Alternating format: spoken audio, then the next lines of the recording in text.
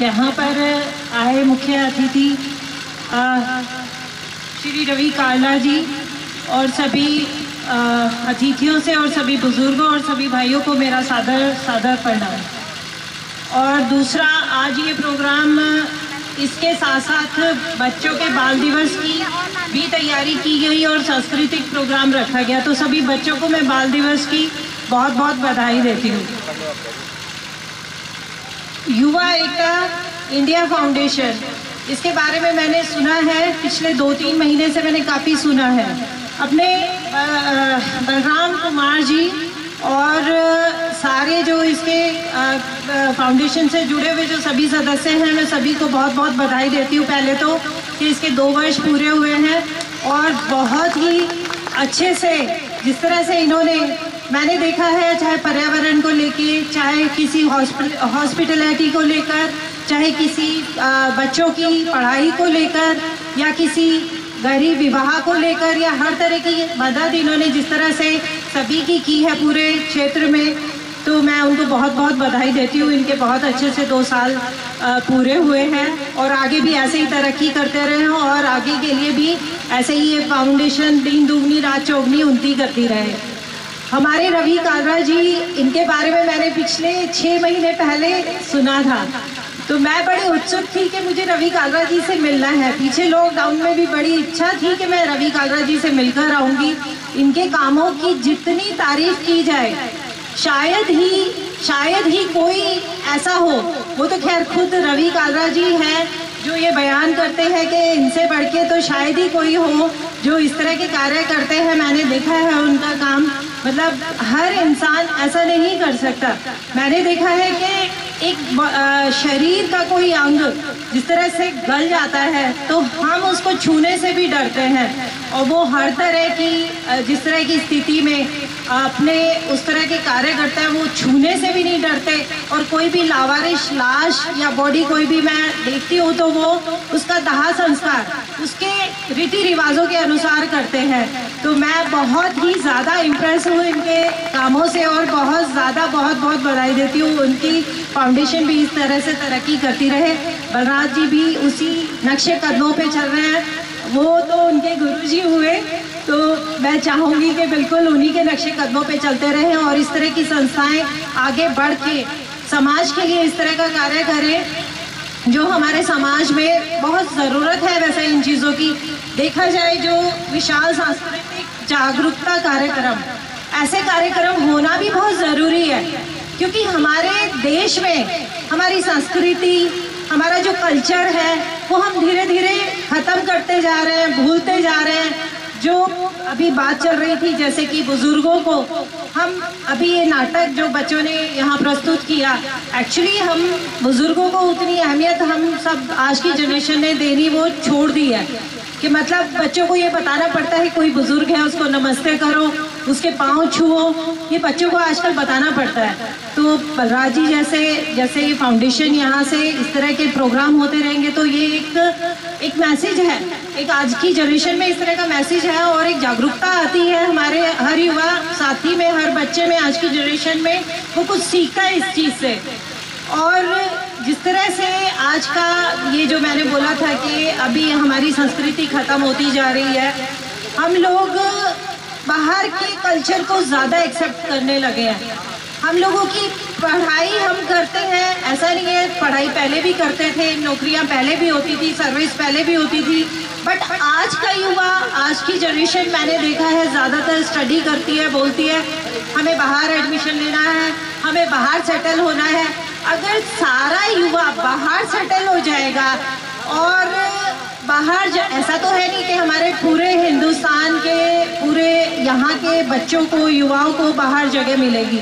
उस चक्कर में बच्चे बाहर तो छोड़ो, अपने यहाँ के लिए भी काबिल नहीं रहते, उनका कल्चर ही उसमें रम जाता है, वो उसी में रम जाते हैं कि अरे वो कल्चर अच्छा है, हमारा तो क्या है, मतलब कौन, यहाँ तक कि ये कहते हैं कि राम भगवान कौन थे। और जबकि ये बच्चे शुरू से देखते आ रहे हैं कि दीपावली दिवस किस तरह की उस पर मनाया जाता है कि रामचंद्र जी के वापसी आने की खुशी में दीपावली का दिवस मनाया जाता था, बट बच्चे फिर भी कहते हैं वो तो मिथ्स थी, ऐसा कुछ था नहीं। पर ऐसा कुछ नहीं है, जैसे आज की हिस्ट्री लिखी जाती है ऐसे ही पहले भी हिस्ट्री लिखी जाती थी, और वही हिस्ट्री आगे हमें ये बताती है कि हमारे पीछे हमारी हिस्ट्री में क्या था।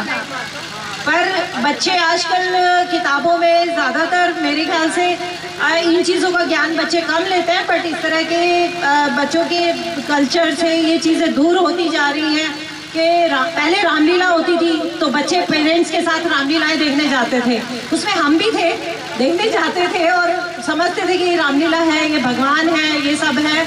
तो हम रामलीलाओं में देख के ये चीज़ें हमें धीरे धीरे हमारे खून में रमने लगी कि हमारा संस्कृति क्या है, हमारा कल्चर क्या है, हमारे भगवान कौन है, और इस तरह की चीज़ें ये हमें बड़ों से ही सीखने को मिलती हैं।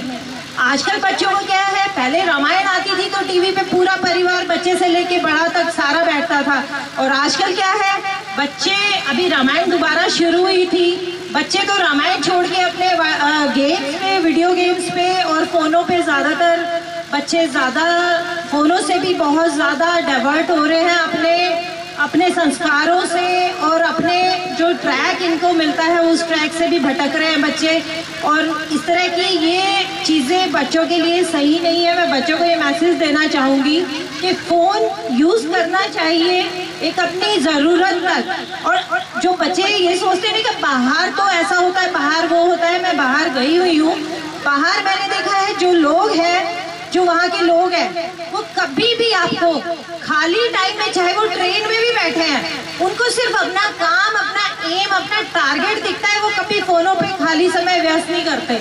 यहाँ पे हम खाली बैठे हैं तो हमें लगता है कि अरे फोन ही तो है हमारे, चाहे पास में माँ बैठी है, पिताजी बैठे हैं, बहन बैठे हैं, फ्रेंड्स बैठे हैं, और सब अलग अलग अपने अपने फोनों पर लगे रहते हैं। लेकिन बाहर ऐसा नहीं है। देखा जाए तो ये चीज़ें बच्चे नहीं समझते कि बाहर ऐसा नहीं है, हर चीज़ डिसिप्लिन में होती है। अपने कल्चर को लेके वो भी अपनी जगह सही है, अपने आप को आगे बढ़ाने के लिए बहुत मेहनत करते हैं। यहाँ के बच्चे सिर्फ ख्याल और सपने लेते हैं, वो सब गलत है। मैं ये मैसेज देना चाहूँगी बच्चों को, आज की जनरेशन को, और जो यहाँ पे अपने युवा साथी हैं वो सबको, बच्चों को एक टाइम पे फ़ोन देना चाहिए और थोड़ा सा अपने बड़ों के बीच में बैठना चाहिए। 1 घंटा तो कम से कम अपने बुजुर्गों के बीच में बैठने का समय निकालना चाहिए, चाहे वो हमारी जनरेशन के लोग क्यों ना हो। हम बैठेंगे तभी हमारे बच्चे बैठेंगे। और बलराज जी का इस तरह का कल्चरल प्रोग्राम, सांस्कृतिक प्रोग्राम, इन्होंने बहुत अच्छा मैसेज दिया है, और अपने गुरुकुल के बच्चों को जिस तरह से अपने आसपास के बच्चों को प्रिपेयर किया है, तो आप देखिए कि हमारे अंदर इतनी कला है जो निकल कर आती है, जो सिर्फ हमें उभारने की ज़रूरत पड़ती है। वरना हम एक्सपेक्टेशन नहीं करते कि बाहर के इस क्षेत्र में जाएंगे, उस गांव में जाएंगे, बच्चे इतने एक्टिव निकलेंगे। आपने खुद देखा है कि बच्चे किस तरह से स्टेज पे परफॉर्मेंस दे रहे हैं, किस तरह के डांस कर रहे हैं। उस चीज़ में निकल कर आना, और जिसके ऊपर शहरों में लोग लाखों रुपए खर्च करते हैं, यहाँ गांव में वो चीज़ इनको रहते रहते मिल रही है, तो वो बहुत अच्छी बात है। मैं बहुत बहुत धन्यवाद देती हूँ बलराम जी को, बहुत बहुत बधाई हो बलराम जी आपको। और आपको कभी भी विधायक जी की तरफ से, आपकी संस्था को, आपकी फाउंडेशन को किसी भी तरह की कोई भी आवश्यकता है, कोई भी ज़रूरत है, मैं विधायक जी की तरफ से बोल के जाती हूँ। हम आपके साथ हर जगह, हर समय, कहीं भी, किसी भी समय पर खड़े हैं। आपको जब भी ज़रूरत है आप ज़रूर आगे कीजिएगा, आपको किसी भी तरह की। और इस चीज़ के लिए कभी भी, चाहे कोई फाइनेंशियली प्रॉब्लम क्यों ना हो, उसके लिए कहीं आपको कोई अड़चन आती है, कोई समस्या आती है, तो मैं आपको बहुत इस विधायक जी की तरफ से ये बताती हूँ कि आपको विधायक जी की तरफ से कभी इस तरह की ना सुनने वाली कोई सिचुएशन नहीं आएगी, हमेशा खड़े हैं वो आपके साथ। बहुत बहुत धन्यवाद आपका सबका, बहुत बहुत धन्यवाद। आप सबको दिवाली की बहुत बहुत शुभकामनाएं। अगर आप ये वीडियो YouTube पर देख रहे हैं तो हमारे चैनल को सब्सक्राइब करें और बेल आइकन को दबाना ना भूलें। अगर आप Facebook पर ये वीडियो देख रहे हैं तो हमारे पेज को लाइक करें।